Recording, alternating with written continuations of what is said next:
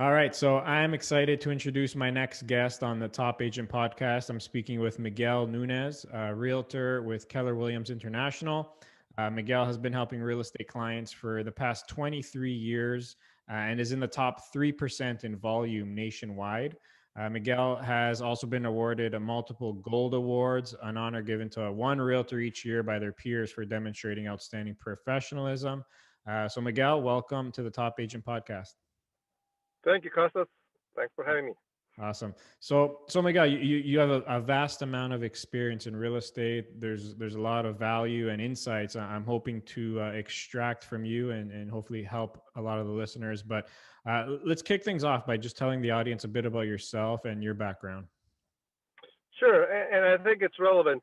So I think my story is important for what's happened with us in our real estate industry and practice. I was born and raised in Mexico City. I I went to college down there. I studied civil engineering, and then I did a master's in construction management. Worked for contractors down there, then started my own construction company down there. Because of economic situations and crises, I decided to move to San Diego, where I continued with my construction practice, but working as for other large firms. I did that for a while, and with that company, we ended up taking the business down to Mexico. We did construction management in Mexico, working with large projects such as Sheraton hotels and yogurt plants and Merrill Lynch's offices. And this was during NAFTA. So a lot of the U.S. and Canada companies were going down to Mexico to set up operations. So we helped them with the construction management. Another in 1995, another crisis hit the country. My family was already here in San Diego. I get back to San Diego. Well, I never left San Diego. I was traveling like crazy between New York, which is our head office in New York, and Mexico City and Latin America. It was interesting, but very tough business to do. Um, Came back to San Diego and decided to start managing trust and estates. My sister is a estate planning attorney, and she has large clients, out of which some of them needed a personal representative here in San Diego specifically to start managing their affairs. So I started acting as a trustee, a professional trustee. As I was doing that, and I did that for about five big families. These are what they call the whale families, families from China and Mexico, basically from both countries. And then we would manage their assets here. They would manage their and basically it was real estate. So that's when I really got the taste for real estate. Well, I was not necessarily managing real estate. I was managing property managers that had to deal with really nice and big, sexy project homes. So that was pretty cool. It opened up my eyes to another world within the real estate. Um, Years go by, and after doing that for 10 years, my somehow my background in construction, and everybody, there was a time where all the properties here in San Diego, well, not all, but a lot of the properties here in San Diego were going into foreclosure, and there was a need for people to understand the technical construction part of these homes. I mean, a lot of these homes were in disrepair, needed update, and of course, with my background, that kind of came natural to me. So I combined my experience as a construction manager and part of what I did as a trustee and got my real estate license. Yeah, let me stop you there. So there's a lot I want to unpack there. So Hmm. right now, like you concentrate a lot of your sales clearly on like the estate sales and a lot of like luxury residential income properties, especially with your background in construction. So, a lot of realtors I speak to and a lot of the listeners, especially the ones just starting out and still trying to sort of find their sweet spot or their niche. Um, in your case, like it seems like you sort of landed in this like probate area, like because your sister you mentioned was an attorney in that. So was that just sort of natural, or did it sort of take you a bit of time to sort of find your niche or your sweet spot in the real estate? No, it was really. I wish I could. I wish I could brag that I planned it all, but I didn't. It was all circumstantial. But you know what you have to do is you have to adapt. Things change. Economy in Mexico changes. You have to adapt to it. You have to find where to move from. Private fiduciary. I was as a private fiduciary. Things changed also. It was difficult. There was no way that you can be as, I don't want to use the word successful, but it's limiting. Being a private fiduciary limits you because it's a very highly and very intense profession where you personally have to be in there. It's very hard to delegate there. So your growth was limited. What I did notice in real estate, and as soon as I joined the real estate industry, I hired a coach, and the coach obviously at one point was showing me what I didn't know, which was great. Then throughout the years, they showed me how to grow. That was good. And as the years go by, they that we're on a day to day crunch doing the transactional. We miss out on the bigger picture. So my coach, that's what he's involved with. Well, have you thought about this? Or hey, I heard there's another agent in Oklahoma that is selling now 300 units, and he's using this and this and that. So there's always something new. My son works with me. He's 30 now, 29, and I'm learning the industry. I'm relearning the industry through his eyes because it's now a technical. It's a technical industry. It's all tech based, and so it's a great, yeah. Yeah, I want to get into that too. So you currently top 3 in volume nationwide. Are you able to share any like high level numbers in terms of like how many transactions or like commission volume that is in a given year? Oh, sure. Well, this year, for example, it's going to be around 600,000. It's there are people, but it's only me. I have me and 2 other agents, three agents. So we do about 30 million, somewhere out there on a year basis. That's our goal. And how many transactions? I know it's like every market's different, but 30. It's going to be about this year. It's going to be about 30. Well, I put to maybe close to 40 this year. Yeah. Okay. Yeah. All right. Perfect. And our pipeline is growing for next year as well. So our pipeline is already telling us that we're going to have a great first quarter, and the experts predict that next year, real estate wise, is going to be good. The country and everything else is another story, but from the perspective of real estate, and unfortunately, in my business as a probate and trust, well, unfortunately, we'll have more of those properties to sell. The people my age or older were starting to leave this world. So I mean, the world is changing, and so that's generating more business and more rotation of property. Yeah, 100%. So 23 years in the real estate business, as you've already mentioned, like I'm sure you've seen a lot of changes in the industry over the decades, but I still think the fundamentals, and maybe you can agree or disagree, but they're still the same in terms of like the relationships and nurturing relationships. So let's start there. Like, how do you go like about in your business, just continuing to build and nurture your relationships, which hopefully end up turning into clients and deals? You know what? I tried to be. I tried to reach out to everybody I could. I would farm. I would, with attorneys, I would go after everybody, and it's not bad. I guess I had to go through that to learn what I now know, and I should have done it way back then, is to understand who I am, where I come from, what's my story, and who will appreciate that background. I'm from Mexico City. Well, maybe somebody doesn't like people from Mexico. Fine. But I did not see that. I was trying to work and extend my marketing to, I'm just going to throw a number, to 500 people. And until I realized, and I would get, I market 500 people. I would do maybe 10 transactions a year with that. once I decided to not market, but develop a relationship with less people who need my help, people who appreciate what we do, people who appreciate, even my personality. I'm kind of a quasi introvert, which is for real estate. People always go to real estate. Oh, I love people, and people who love people are also successful in real estate. I'm not. I don't have that bubbly personality. I am. My background is in engineering, so you know what they say about engineers. They're very square, very methodic. So that's me, and it just took me some time to understand.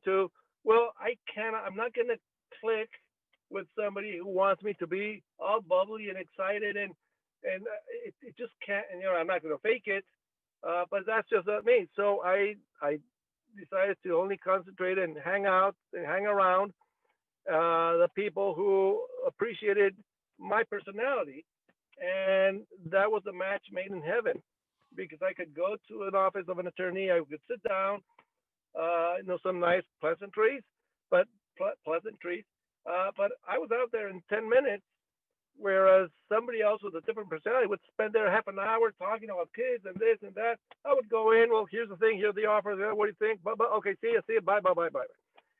They appreciate that because I'm not taking their time, which is very valuable, and I feel good with that. I even prepare my presentations very graphically, spreadsheets of this, so that it's very easy to show. So, I ended up just working with the people who I have appreciated, and they appreciate me, and we each other add value to each other's careers and practices, and the business exploded. So So that I wanna dive into that. So that's interesting, right? So rather than in the first example, let's say 500, you marketed to 500 people and it just didn't connect. So you changed the strategy to just focusing on connecting with people who are like-minded, like yourself, and who connect with. So like, how do you actually go about doing that and like finding people with the same mentality and all that? it's just developing. I would go. I'm not a. I would go to social events. I would go to professional events. Either from attorney events, or I would go to other networking events.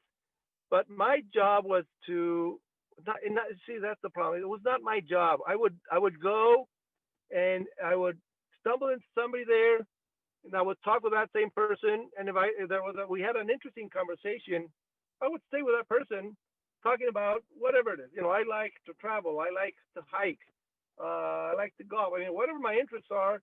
But if I find that there's an interesting conversation, I will have that interesting conversation with that person.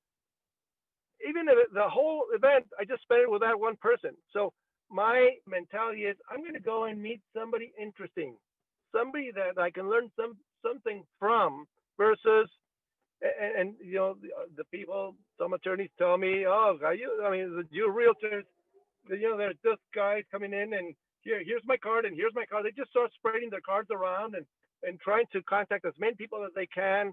And that is not something that the group that I hang out with appreciates, because they feel like that, okay, this guy's just coming to try to get some business. They don't care about me, or there's no intention of developing a relationship.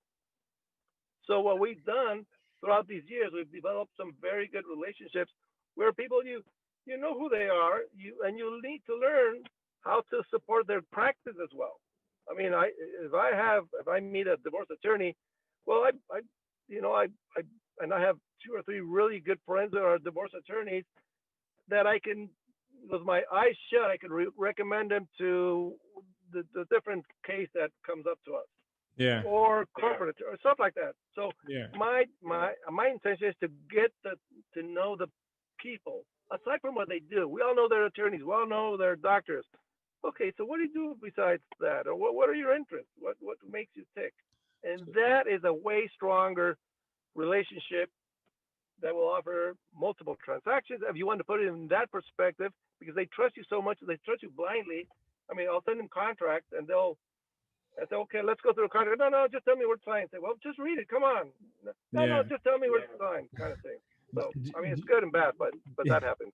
I agree. Do you have any, like, as you have several years in the business, and like just your network grows and the amount of people in your network just snowballs and grows, do you have any system in place that helps you manage your relationships, your contacts, or is it all in your head, or like how do you manage all that?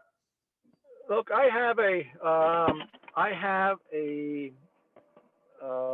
I reach out to my client, to my contact, to my database. I use a database program. It's called ACT.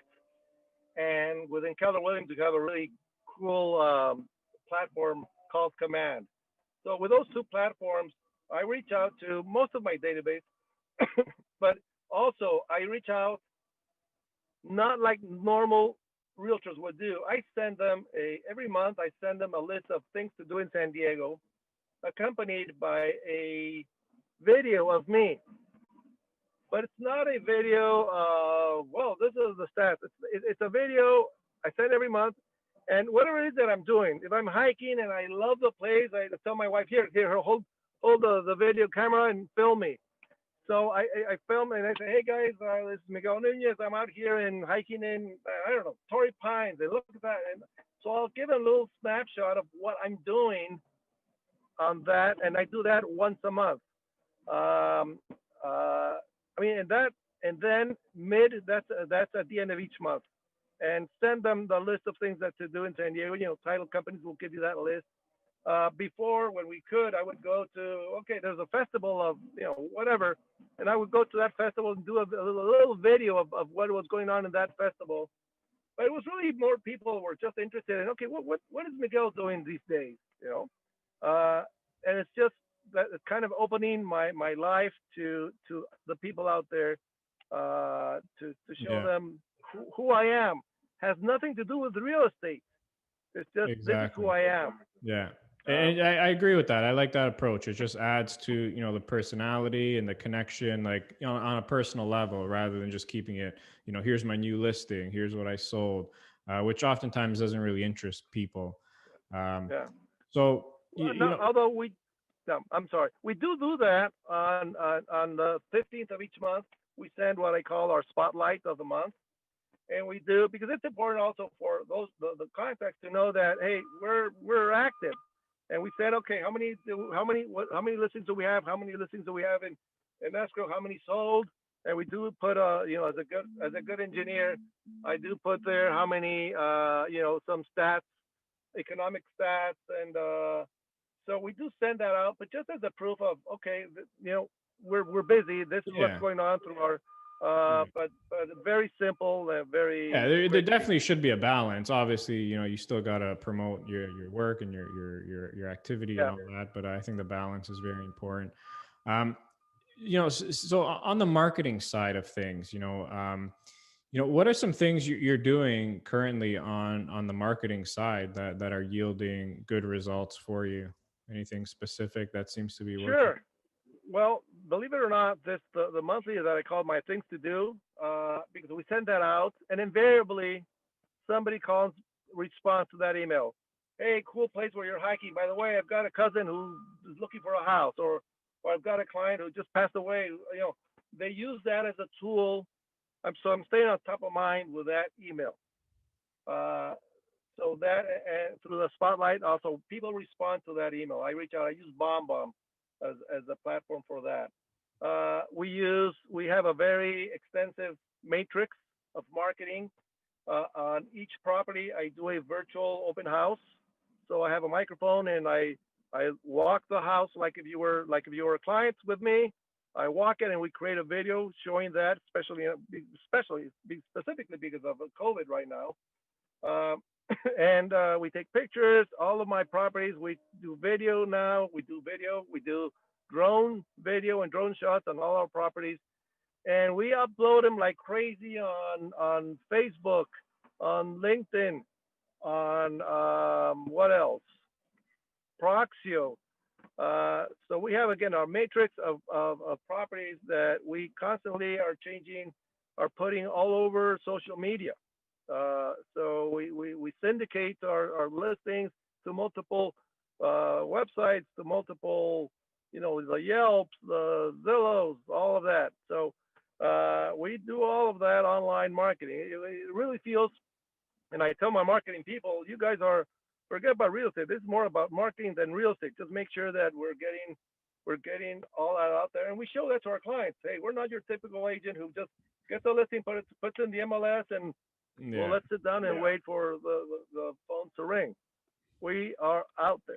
Yeah. So So it's funny you said that. So a lot of successful realtors I speak to, oftentimes I hear they consider themselves more like marketers instead of yep. salespeople. So, you know, how important is it, you mentioned social media and stuff, but how important is it, especially for like new agents or agents in the process of growing and establishing their business, to be front of mind with their contacts, in the form of like social media or the newsletters, like you mentioned? How important is it to be consistent with that? Well, that's the key. Consistency and follow up. That's the rule. I mean, that's where my engineering kicked in, because we have the system where, I mean, I keep a track of all my contacts. I'll have a conversation with somebody, or somebody. Let's say I send an email. We send a thing to do. They respond. Whatever interaction I have with that client, I go to my database and we talked about kids. His birthday was yesterday. Something, and then what to do next. Call him in 3 months. Call him in 4 months. Just there's always a follow up to every contact that I do. So throughout the years, there's always, I'll call somebody. Hey, dude, remember your anniversary is tomorrow. Well, how the hell do you know? Well, remember you talked about last year, so I'm calling you the day before so that you don't forget and go and buy your wife a gift. Stuff like that. Yeah. So, but it's all, everybody. Oh, thanks for remembering. I don't remember. I mean, there's so much stuff going on. It's all, they know that it's a system that I have it written down, Yeah. but they still appreciate it. Of They course, still that's appreciate it. yeah, for sure. That's so key. That's one of the things that I tell clients all the time too. Is like it's so important to utilize these simple tools in a CRM, like as simple as making a note when you speak to someone, something thoughtful, setting yourself reminders to follow up. So yeah, that's so important for sure, and it just helps build that relationship even more. So when they're ready to transact, they know who to call. Yeah. Um, so last topic I want to get into. So, you're in a competitive market in San Diego. To a lot of other agents listening who are also in like competitive and crowded markets, which is probably most nowadays. But, what are your tips for how to differentiate yourself and stand apart from, the thousands of other realtors and the competition out there? Find it. Find out what you personally like. What is it? I'll tell you a story. I had an agent that worked with my team once, and she was just having a hard time. She was a Mexican American, uh, thin, darker skin, very beautiful, and she was an incredible salsa dancer. She was just crazily good. But she was having a hard time connecting people, doing the typical door knocking or open houses, or there wasn't this good connection that she had. So at one point I told her, well, what do you love? Well, salsa. Okay, I know that back then there were a couple of places or bars or restaurants that it was Monday night salsa and Tuesday night salsa. People would go and so why don't you go over there and dance and meet people? And then, because I knew she was good, and then once you meet people, they're going to ask you, well, they're going to want to meet you, of course. And secondly, of course, during the conversation, by the way, what do you do? And then that's where you say, well, I'm a realtor. But then she said, well, that's not working. I said, bingo, exactly. Go and do what you love to do. And if you're good at it, you're going to start to develop a following of people, and they will respect you in a weird way. They will respect you in your career because you're a good salsa dancer. Yeah. Uh, and and she felt guilty in a way because, well, that's not working. Well, it's the best of both worlds. You're doing what you love, and you're going to find people who love what you do, and then they'll trust you with their business. Yeah. That's smart. That's very smart. It's so simple too, right? It's so easy. Just find what you love, and that's just one example. And I'm sure every single realtor can think of something that they love or they're into, and Yeah, sort of do something similar. So that's really good. I like that. Um, so Miguel, I do want to be mindful of your time here. I do like to end off each conversation with what I call the top three, just three fun questions, if you don't mind. sure. Go ahead. Uh, Number one, your favorite or most impactful book that you've read? The one thing by Jay Papasan. The one Um, thing. Okay. the one thing, and that is basically the premise as to, I would create large lists of to dos, and again, it's all about productivity, and that kind of focuses you, makes you focus on, okay, what is the one thing that I have to do today to make sure that I'm going to reach my goal in this month, in this Yeah. year, in 5 years in my life. Make Yeah. sure that I'm not doing something that, okay, well, this is easier to do. Might as well just get done with this. It's irrelevant. Don't even do it. Leave it undone because it's not going to be relevant. Go and look into that. The analogy there is a domino. A little domino kicks down a bigger domino and a bigger one and a bigger one.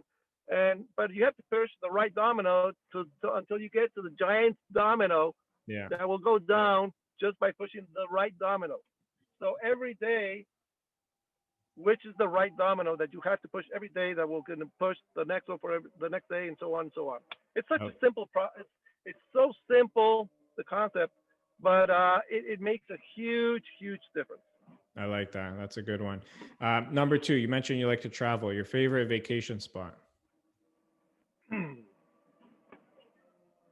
National parks, just nature. To me, nature is my religion, my meditation, my spiritual. I make a lot of connections when I'm in nature. So anything related to nature, uh, um, we hike. So we combine that. I feel very. I mean, I'm a Catholic, raised Catholic. I feel a lot closer to God in nature than in church, so to speak. So Nice. anything that has to deal with nature and the craziness of you're watching something and you just say, very few times do you hear people when we're hiking. We went to Zion. We climbed the mountain over there, and we were sitting there and we were just hearing the people come behind us, and they would just say, "Wow," and say, "Well, how many times do you hear people just be in awe of something? Maybe somebody watches a Ferrari, wow, a Ferrari, or maybe a big house, yeah, but it was invariably, it's just the awesomeness of nature." And then we connect with really cool people who appreciate that. So Yeah. anything related to hiking and nature. That's awesome. That's cool. And lastly, Miguel, if you can go back, what's the one thing you wish you knew when you were just starting out in real estate? I spent too many years getting ready to get ready to get ready to get ready, Hmm. and that got in the way. Again, that was my engineering. I was afraid of failure, of being just too much out there. I should have been more assertive, taken more, being more aggressive with decisions, and which later at my age I've been doing, and it's one of those things. Why didn't I do this before? I mean, what could have happened? You were so worried with so many inconsequential situations that really didn't matter. Okay, if I'm gonna do this, is this gonna matter in a year and tomorrow or the next one? I'm gonna forget about this. Why was I worried about that? Mm. Your people want to make sure that, or you want, I want to make sure that everybody likes you and this. Well, what if I do this? I do, you know, no. I mean that I should have been more aggressive from that perspective, and be more assertive, and not wait until things are perfect. And yeah, I Yeah, mean that's a that's good one. I like that. That's a really good one. Um, Miguel, thank you so much. I'm really glad we are able to connect. Thank you so much for coming on. I think a lot of Sure. realtors and listeners out there are going to get a lot of valuable insights from this conversation. So I thank you very much. And if Sure. someone wanted to reach out to you, where's the best place to find you? Well, my website is pretty easy. It's www.mnateam.com. And my email is miguel.sandiego@kw.com. All right, perfect. Thank you so much, Miguel. Really appreciate this, Thanks, and Joseph. wish you Take continued care. success. Thank you. Thank you.